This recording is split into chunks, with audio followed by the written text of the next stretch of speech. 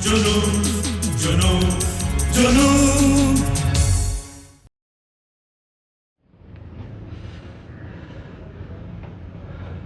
Yes sir.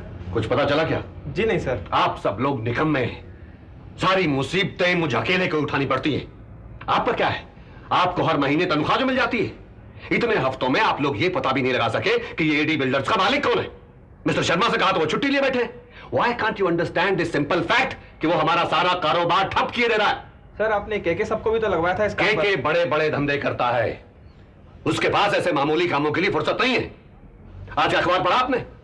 Market rate से भी कम कीमत पर फ्लैट्स ऑफर कर रहा है एडी बिल्डर्स। आज की कॉस्ट ऑफ कंस्ट्रक्शन भी कवर नहीं होती। अब प्लीज जाकर उसका पता लगाइए ताकि मैं उसके पास जाकर कह सकूं कि भैया ये क्या गजब कर रहे हो। सर आपका अंदाजा बिल्कुल ठीक था। ये AD builders Aditya Dhanraj builders ही है। ये देखिए दोपहर का अखबार, इसमें आदित्य धनराज का इंटरव्यू छपा है।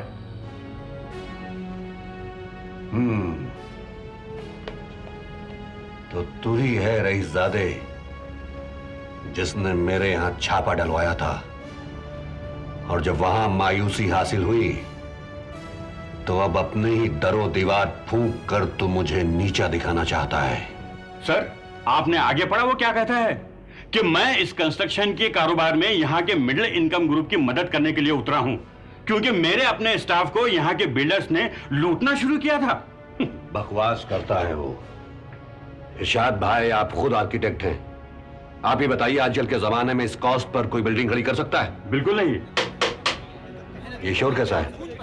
आप जाकर पता लगाइए कौन झगड़ रहा है। सब बाहर भी जमा हो गई है और अपनी रजिस्ट्रेशन कैंसिल कराना चाहते हैं और अपनी रकमें भी वापस मांग रहे हैं। रकम वापस मांग रहे हैं? ये कैसे हो सकता है?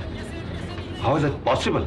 सर अब क्या होगा सर? लोग कहते हैं कि हम उन्हें धोखा दे रहे हैं, और कयामत तो यह है कि एडी बिल्डर्स हमारे पाली हिल के कॉम्प्लेक्स में हमसे कम कीमत पर फ्लैट ऑफर कर रहे हैं।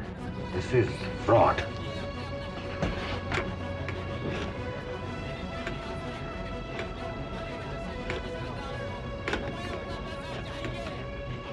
हेलो, हाँ अधिकारी साहब, आपने लेटेस्ट सुना? आपका वो चहेता आदित्य धनराज हमारे कॉम्प्लेक्स में हमारे फ्लैट आधे दाम पर बेच रहा है। आप जरा 1 मिनट के लिए आ सकते हैं? जी हाँ, बाहर भीड़ जमा हो गई है, मैं देखता हूँ। ओके चलिए।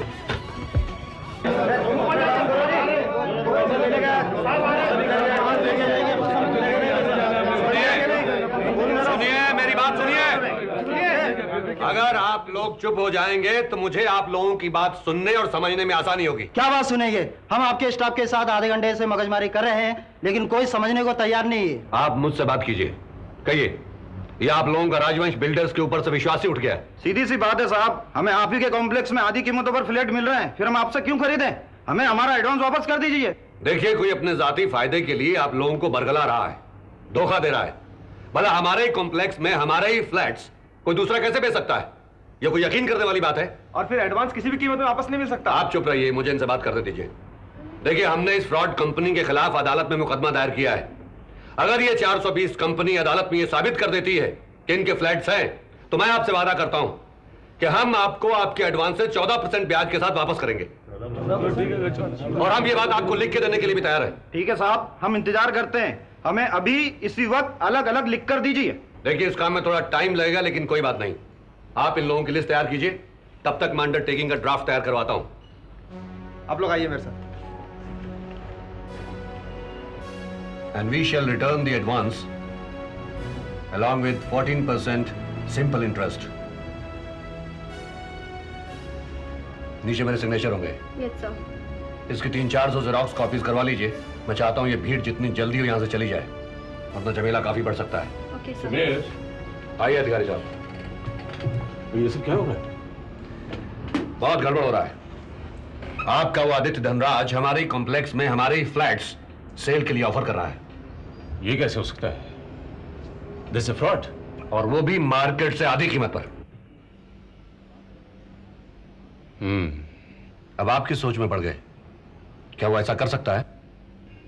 आदित्य बहुत ही शूट बिजनेसमैन है, वो खामखा इस तरह की ऑफर नहीं करेगा। क्या वो इतना बेवकूफ है कि दूसरों के मकान बेचे? नहीं नहीं सुमेर नहीं, जरूर कोई बात है इस सारे प्लान के पीछे। यह भी उसका एक स्टंट होगा, जैसे मेरे गोदाम पर छापा डलवाना। न वो स्टंट था और न ये स्टंट है। तुम्हारा कोटा था तो तुम बच गए। मालूम नहीं तुम्हें कोटा दिलवाने में कौन कौन फंसने वाला था, इसलिए मामला रफा दफा हो गया। इसलिए अब वो तुम्हें दूसरे चक्कर में डाल रहा है। सुमेर, मैं तुम्हें कब से कह रहा हूं कि तुम अपने काम में लग जाओ और भूल जाओ ये पुरानी दुश्मनी, लेकिन तुम हो कि मानते ही नहीं। अधिकारी साहब, मैं पहले ही बहुत परेशान हूं। मैंने आपको यहां आने के लिए तकलीफ इसलिए दी है ताकि मैं आपके साथ मशवरा कर सकूं कि हम उसके खिलाफ क्या कानूनी कार्रवाई कर सकते हैं और कब कर सकते हैं। इसमें घबराने की जरूरत नहीं है और ना ही कोई जल्दबाजी करने की। तो मुझे थोड़ा सोचने और इस केस की तह तक जाने के लिए वक्त दो। मुझे कुछ कुछ शक सा हो रहा है। कैसा शक? तुम्हें याद है सुमेर, जब तुम्हारे इस पाली हिल कॉम्प्लेक्स की सेल खुल गई थी तो 1 महीने के अंदर अंदर तुम्हारे सारे फ्लैट्स बिक गए थे। हाँ, वो 50-60 फ्लैट्स को छोड़कर जो मैंने अपने लिए रखे थे। मुझे उस वक्त भी ये कुछ अनयूजुअल सा, कुछ अजीब सा लगा था। इसमें क्या अनहोनी बात है? फ्लैट्स तो बिकने ही थे। वो साइट इतनी बढ़िया थी और कीमतें इतनी टेम्पटिंग। तुम समझने की कोशिश करो सुमेर। तुमने उसके घर के चारों तरफ ऊंची ऊंची इमारतों से उसे कैद कर दिया। उसने तुमसे बदला लेने की ठान ली। अब रुपए पैसे की तो उसके पास कोई कमी है नहीं, इसलिए उसने तुम्हारे सारे फ्लैट्स अपने स्टाफ और अपने मजदूरों के नाम खरीद लिए। No no, it's impossible. कोई ऐसे कैसे कर सकता है? मैं ये नहीं कह रहा हूं कि उसने ऐसा किया होगा, बल्कि मैं ये कह रहा हूं कि ऐसा होना भी मुमकिन है।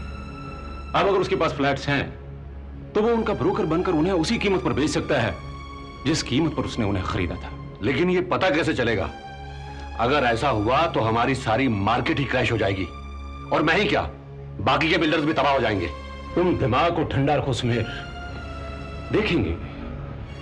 अभी बहुत वक्त है हमारे पास। ये दिनों का खेल नहीं, महीनों का कार्यक्रम है। तो क्या ये लोग जो बाहर बैठे हुए हैं, इन्हें अंडरटेकिंग दे दूं? अगर तुम्हें आगे के बिजनेस के बारे में सोचना है तो तुम्हें इन सब लोगों के एडवांसेस वगैरह लौटा देने चाहिए। लेकिन तुम इतना दूर की क्यों सोचते हो सुमेर? पहले पता तो लगा लें, उसके बाद कोई फैसला कर लें। अच्छा, चलता हूं। वहां सारा काम ऐसे ही छोड़ा है। Okay, take care, bye bye.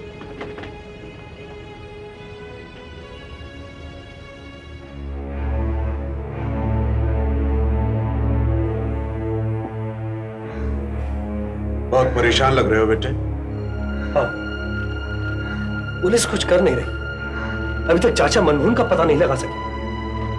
अगर तुम्हारे अंदाजे के मुताबिक उसका इस कत्ल से कोई ताल्लुक है तो वो तो भाग गया होगा। वो भागा नहीं है लाला जी, उसे सुमेर राजवंश ने कहीं छुपा दिया है और वो ही इस सिलसिले की सबसे अहम कड़ी है। बेटे, फिर तो वो अपने जाल में खुद ही फंस जाएगा। देख लेना, तुम्हें याद है जब वो अनुराधा के पैसे लेकर भागा था तो कैसे अपने बिछाए जाल में खुद फंसकर हमारे सामने आ गया था। उसे ढूंढ लूंगा, मैं खुद उसे ढूंढ लूंगा। किसी को नहीं बख्शूंगा मैं। बहुत बर्दाश्त किया, बहुत शराफत दिखाई। शराफत से कुछ नहीं होता, बस आदमी पिटता रहता है, पिटता रहता है। भगवान हर एक को अपने कर्मों का फल देता है बेटे, और भगवान ही तो जुल्म के खिलाफ तलवार उठाने के लिए भी कहता है। मैंने कब कहा कि जुल्म के खिलाफ मत लड़ो? लड़ो, मगर अपने आप को अंदर ही अंदर जलाकर नहीं, जिंदगी को गले लगाकर लड़ो। तब वो तुम्हें ताकत देगी, हिम्मत देगी बेटे। यही तो कोशिश कर रहा हूं लाला जी, यही कोशिश कर रहा हूं।